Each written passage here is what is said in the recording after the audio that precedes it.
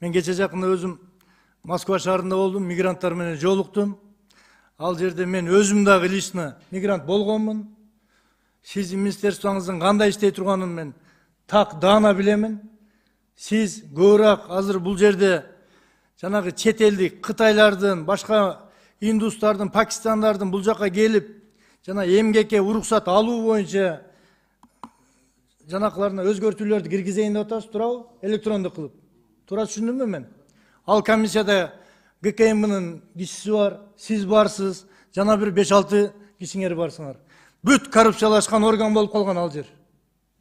Жумушка уруксат берүү үчүн ар бир кытайлык жарандан же болбосо дагы бир чет элдик жарандан силер долларлап акча снимать этесиңер.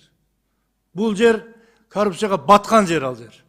Сиз азыр именно ошол тыйым бар жердин мыйзамын өзгөртөйүн деп бизге алып келиптирсиз. А менин сизге айта турган жерим, бизде 1 миллион 200 миңден ашык жараныбыз талаалап жүрөт. Мына ар бир бийлик келген сайын ушу мигранттарды азайтабыз, кыскартабыз, алып келебиз дейбиз.